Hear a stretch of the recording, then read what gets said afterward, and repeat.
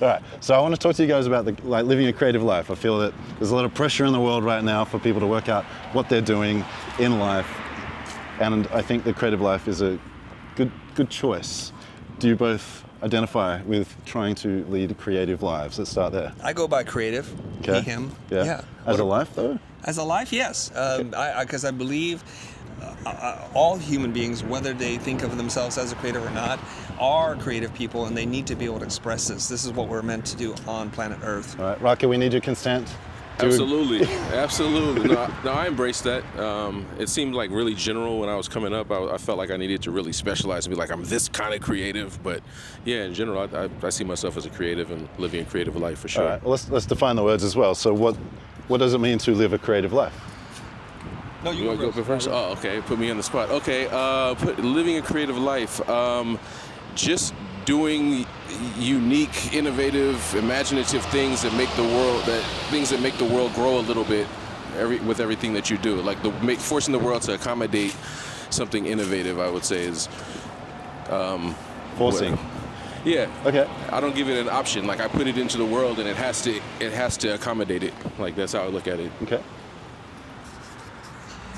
I think the word creative is so expansive and ethereal. It's hard to define.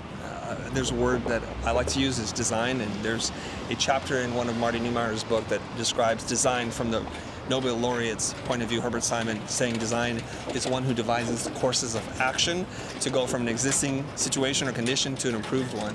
So anybody who's creative can look at something and say, this could be better. I envision the world being better. And it doesn't have to be markers or paint on canvas. It could just be like designing traffic so people don't kill each other in the street. Okay. It could just be that.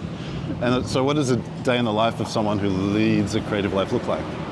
Well, part of it is about self-expression, about imagining the future and taking actions towards it. So you can dream about that, but if you don't do something, you don't make something. If you don't create something, which is part of the word creative, you have to make something. Yeah. That's what it entails. You have to do something, maybe not on a daily basis, but it has to be pretty frequent and consistent. Pretty central. Yeah. Raka, what does a creative life look like for you day to day? To a certain extent, I feel like creativity is kind of like dialogue with life. Like I'm just holding up my side of the conversation with life. So it kind of depends. I mean, growing up, I started in graffiti art and moved from there into DJing and into music and later into graphic design, advertising, and doing all types of different things. So I still think to a certain extent, that's how I approach life. Like I see something, I want to make it or remake it. I want to, interact with it and find something new and cool to do with it. And a lot of it is also just charging up and really enjoying and appreciating the inspiration that I find in different things around me too. So I spend a good portion of my day just kind of being open to what's around me. Okay. And have either of you ever had times where you spent months not leading a creative life? And tell me about that. How'd you feel? What'd you do about it? I don't think so. Even when I'm on vacation, I think I'm living my creative life, because part of the creative life is to have moments of silence and stillness in you, because I think that's where the ideas come from. That's where you recharge and assess and observe. Because if you're always outputting things, you're not giving yourself the opportunity to reflect and think. Mm-hmm. And so since I've pursued this creative life, this career in design, I've not ever stopped. And that was in 1991. Okay. Raka? There hasn't really been much time where I haven't been creative on some level. I feel like I'm always looking to do something, and I think it's just kind of reflexive at this point that I see something and it causes me to react to it, then I feel like I need to express something. It's kind of conversational in a way. Yeah. So I don't think there's been very much time.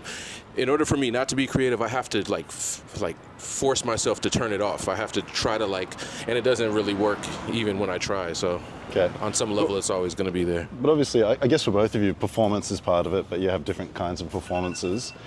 Have you had phases, say, during the pandemic where you weren't, quote unquote, performing as much when you needed to, and how might that have affected you? I think the time that I can think about that I wasn't performing or outputting as much was when I went on a really long 5-year stretch of working nonstop, crazy hours, day and night, watching the sunrise with my interns working in the studio, and I just hit a wall. And that was also at this weird nexus of an influx of new, super creative, talented people, did we lose something? Oh. Super creative people who were coming into the office bringing fresh ideas. And all of a sudden I felt like the lifespan of a creative person within the advertising motion design industry was about 5 years. So I needed to take a break. And that break was to go teach. And in the teaching process, I found my voice, and I've never looked back since. Okay. Rakib, how did the pandemic affect you? On a really practical level, it shut down touring. It shut down like live performance, a lot of live performance. So it really caused me to get back into the studio mode and I was like, I just wanted to clear it out. Chris saw a bullet coming at him. Chris got scared. but it forced me to get back into the studio, and working in the studio is I'm much more conscious of what I'm doing. Yeah. You know, when I'm performing, it's a Go this way? Yeah. when I'm performing, it's it's a performance. But when I'm recording, I'm very aware of like the nuances of what I'm doing, and the details become much more important because I'm just in there with headphones on or just in a room letting the energy bounce off the wall. So there's that. But also, even outside of music, it caused me to really deal with a lot more media, so I was getting back into like a lot of visual design and reconnecting with a lot of my friends that I knew from the graffiti world that are doing all types of different things now. So Yeah. I think it just kind of sparked more and more interest in a broader range, broader spectrum of creativity than what I was doing before, which was kind of performing for a living, I guess you could say, for the most part. Yeah. How did you both find your voices? You go first. What's that? How did you find your voice? In general? Yeah. A lot of it was trial and error. I mean, you know, I would just get out there and just do what felt natural, and you know, you see how people react to it. You get challenged. You see opportunities you have to step up to, and all those things kind of carve out the image of what it is. You know, that it along with the things that I'm naturally interested in, and you know, my own natural perspective. But I think a lot of it had to do with just interacting with life, and those elements kind of help shape who I became as an artist. Okay. Do you feel that one more question on that, do you feel that your voice is locked in? Do you experiment with voice? Are you looking to change your voice at all? I mean, as a vocalist, you mean in a literal sense? Like Yeah. try different? Yeah, no, I think it's important to have a strong point of view and to really define your style or your styles, refine those things. But at the same time, I think if you don't step outside of yourself, then you can easily get locked in and become one-dimensional, and people can, especially right now with so much information flowing so quickly and so easily, if you're not reinventing yourself and finding new ways to approach what you're doing, even if it's your own style, then you can definitely get left behind or, you know, knock yourself out of contention. Okay. Chris, how'd you find your voice? I think it's a Miles Davis quote, and forgive me if I don't do this right. But So you're going to talk about your voice through someone else's voice. yeah. So it's the quote is like sometimes you have to play for a long time before you play like yourself. And I think there's something to that. I think the initial parts when you create content, for me it was in 2014 when my friend invited me to make YouTube content with him. That first you follow what you see. This is how we learn. We mimic and we copy. And then eventually you give yourself enough permission to step out and be your own person.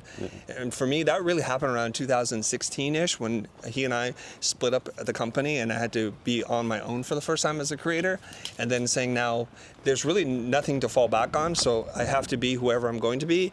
And whether people continue watching or not, whether they like me or not, I just have to honor that. And I did that, and I found it to be really refreshing. Yeah. So of course some people don't like it, but for the most part, people are like, great, good to see you. Nice to meet you, bro. Yeah. Yeah. I know that for me, teaching is where I feel my most self. Yes.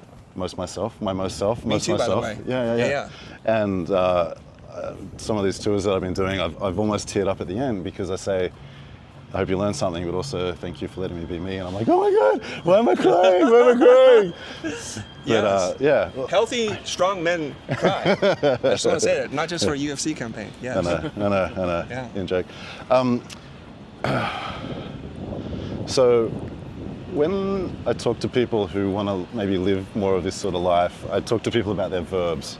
Like, what are you doing when you feel alive? And for me, that's stuff like write, teach, talk, interview, listen, travel, etc. What are some of your verbs? Oh, excellent.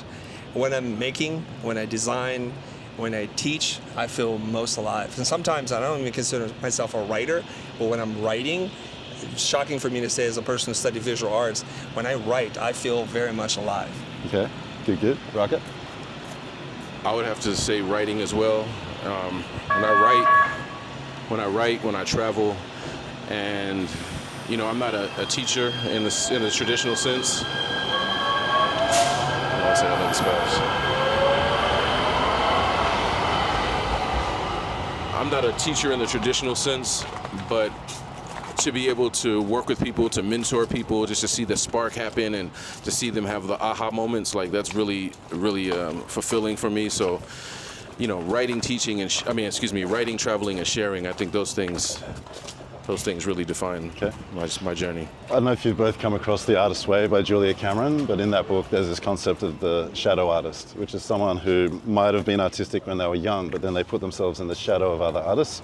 For example, they might curate art, maybe they make a hip-hop magazine, or they review music, etc. How would you talk to somebody who feels that they're drawn to being more creative, they're scared, they don't know what that life looks like, and so they're sort of serving other people's artistry? I don't think there's anything wrong with diversifying what you do and doing different things. But I would tell people, if you have a creative spirit, if you feel inspired to be creative, don't worry about being a famous artist. Just do what you love to do. I think that's something like if you have the idea that this is what you want to do for a living, that's one thing. But if you're talking about being an artist, like purely being a creative, then I don't think that there's anything that should stop you from finding ways to express yourself and to doing new things. Okay. What was the question again? How would you talk to somebody who wants to live a more creative life, but they're just feeling stuck? Okay. Do as the locals do right now. I guess we're gonna. Okay, we're good. We got the white man, Chris. When everybody asks the question of, I want to do this, but I think then you fall into this category of a wannabe. Yeah. There's nothing to stop you. I would be a great musician if, or but.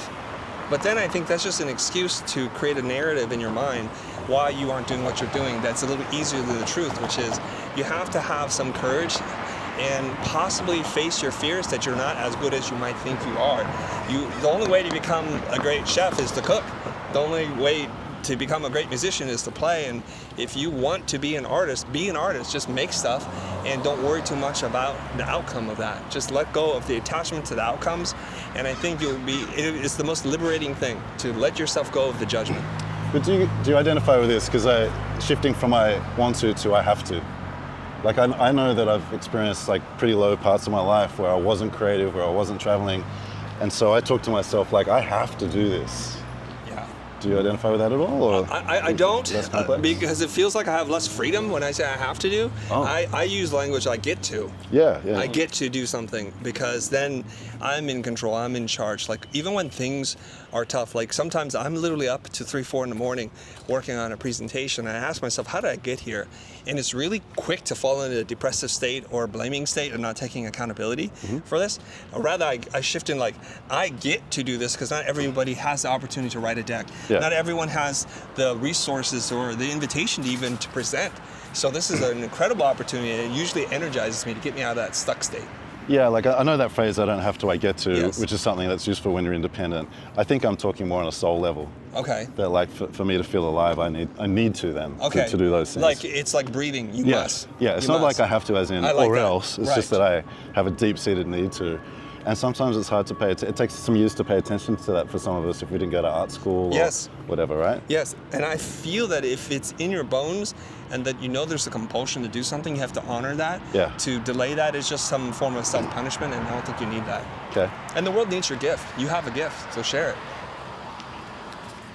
Absolutely. I feel that need. I feel that kind of drive, and it is something that I have to honor, or I feel like I'm not being true to myself, even because it feels like it's something that's outside of me calling sometimes, as much as it's a part of who I am. There's a force that's always pulling me towards creativity, towards expression, communicating something. You know, if there's fog in the window, I got to tag it. Like, it's just one of those things where it's like, it's just, you know, it's just a part of who it is, of what it is.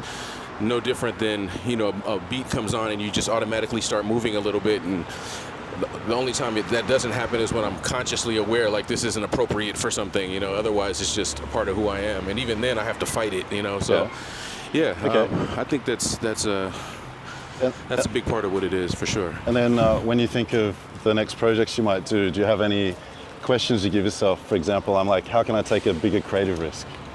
Just simple questions like that. Do you use any questions like that to push you? Sure, Yeah. absolutely. I think it's important for me to, you know, especially being in the game a long time, putting out albums since the 90s, touring the world multiple times, to do something that stays true to who I am, but that's also always trying to push that line. You know, if I can redefine the boundaries, then that means I'm still being who I am. I've just pushed the boundaries a little bit, and I'm still being true to myself. And I think that's something that inspires me. Like, I wouldn't want to listen to the same thing over and over again all day, so I definitely wouldn't want to do the same thing over and over again all day. But at the same time, I have to be true to who I am as an artist, so that finding that balance of roots and branches, I think, is really important. Okay. I forgot the question already. Is there a question that you use to push yourself somewhere new? And I'll give you one last question. Yeah, my biggest challenge is agreeing to do too many things and losing focus. So before I take on something, I have to ask myself this question: will doing this give me joy on all dimensions that matter to me?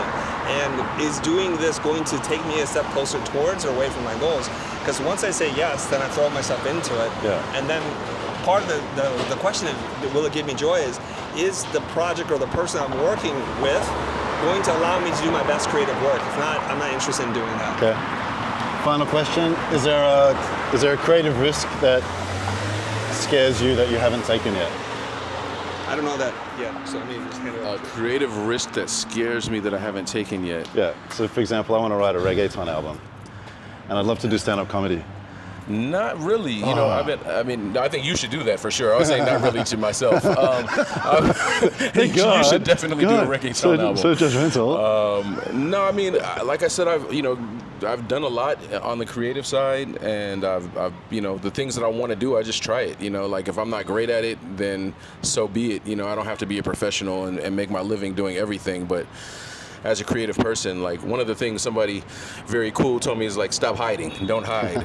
So, you Who's know, that? I can't remember his name. It's an Australian bloke, I believe. But yeah, I think that's what it is. Like, I'm not afraid. I don't, you know, I'm not gonna hide. I think the things that I have, you know, more hang-ups with, I guess, are things that are not purely creative, you know, things that I've had to stepping into the strategy world. That's one of those things I had to really get out of my own way about. And even when I went from being kind of a graffiti artist turned graphic designer to running creative teams and things like that, it was like a weird thing, because I was meeting people that were actually, you know, they had the vernacular down, they had a system in place for how to do it, and for me, I was just like, I don't like that, it doesn't fit, I like that, I want to hire these people. And I think you were talking about it earlier, I felt more like a curator, you know, someone that was just bringing in the right friend for the right project, than actually having a system that I felt could really contribute to the success of whatever the mission was. And that was one of those things I had to really get out of my own way about, find my own style and my own approach to dealing with people, to discussing creativity, to sitting down with clients, and all those types of things. So, yeah, I just stop hiding. But when it comes to creativity, I have no problem that way. Awesome. Lucky you. Easy answer and a difficult answer. Easy answer is I need to learn how to dance because I want to dance. Like hip-hop dance, you know. That's what I want to be able to do, to express myself, not just with my voice and my ideas, but with my body and the language that comes with that. So someday soon, I'll be doing that. But the difficult answer is this, is that I think there's a reason why there was some chemistry today, if I may speak so boldly for both of us here, I presume, making some presumptions, Speak on it. right? Is because I think we share similar visions of the future and how we see ourselves, that we both love teaching, and it's deep in our bones. We're very passionate about it. It makes us come alive. But to do it in a way that's unconventional, to bring the elements of comedy and to make people on purpose feel uncomfortable. I will say on stage, I create uncomfortable, unsafe space because I believe in that tension lies truth and learning, and that's what I'm here for. So I want to introduce like stand-up stuff. I want to introduce exercises and role play and improv into the teaching part and take that on the road on a multi-city tour. That's what I'd like to do. Perfect. On the dancing thing, I was down in Brazil, did not dance at my friend's birthday party for various reasons, only gringo there. 6 weeks later, I was healed. I was the only person out of 100 dancing on a rooftop in Kuala Lumpur. Look at you. Cured. Nice. Cured. Well done. So you just have to travel with us a little bit more. Okay. Very good. Awesome. Thanks for your time, boys. Thank you. Appreciate it.